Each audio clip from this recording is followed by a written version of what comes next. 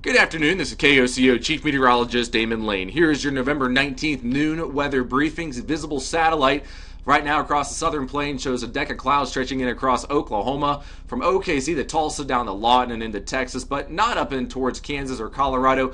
Burlington, Colorado along I-70, things are looking just fine. Clear skies there as we look into Salina, Kansas. That is right here at the interchange. Looks like things are looking just fine there as well, but as we look into Midwest City right now, and Midwest City is located just east of downtown Oklahoma City. You can see the cloud cover there moving in across central Oklahoma. Temperatures projected during the noon hour today, 60s across Oklahoma into southern Kansas and down to Texas. A little bit colder up to the north in places like Nebraska and South and North Dakota, but all in all, things are cold, but not too terribly cold. That will change, however, as we go into Wednesday. We start watching an Arctic air mass moving into Montana and northern parts of North Dakota. Look at these temperatures here, 20s and single digits, whereas we're still seeing the 60s across Kansas and Oklahoma. Cold air continues to move down to the south. This would be for Thursday noon hour, that cold air making its way down to northwestern Oklahoma. We're still in the 60s and 70s across Oklahoma City, but much, much colder. Look at this, teens, 20s, from South Dakota, Nebraska, Kansas, and that cold air is going to keep moving down to the south. And we're likely going to see some showers and thunderstorms develop ahead of this for Thursday noon hour here from Oklahoma to Missouri and southern Iowa. Air behind this front cold enough for snow and a winter mix, especially in places like Bray, Colorado, and as you make your way into western parts of Nebraska and eventually into the Black Hills of South Dakota. But this cold air is not going to stop here. It's going to keep moving down to the south. And as we go into the Friday noon hour, look at Oklahoma City right here.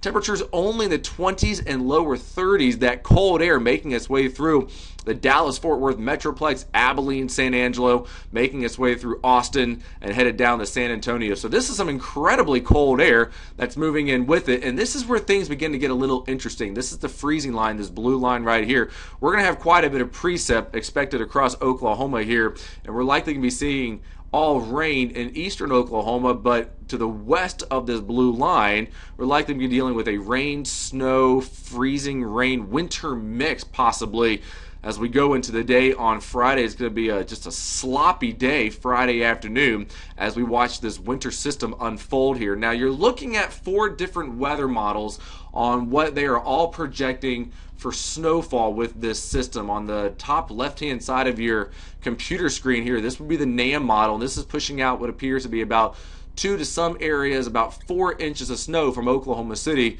down to Ardmore, Oklahoma. As we look on the upper right-hand side of your computer monitor here, we don't have any snow for Oklahoma, but we do have that snow stretching from Wisconsin through Iowa and into Kansas and Colorado. As we look at the Euro model here, the Euro model shows snow 1 to 2, 3 inches, and then even a band here of what appears to be 6 inches. And then as we look at the GFS model down here, much lighter snowfall. Looks like about 1 to 2 inches of snow stretching across northwestern Oklahoma, heavier bands of snow across Nebraska, South Dakota, and into Minnesota. So with all the model data that we have right here, which one appears to be more in line with what is at least a little bit more typical for this time of year? The NAM model, which is right here, certainly can't rule that out, although I expect that any of the snow that's going to be falling will likely stick to the grassy surfaces there. Surface temperatures are still going to be, road temperatures are still going to be quite warm.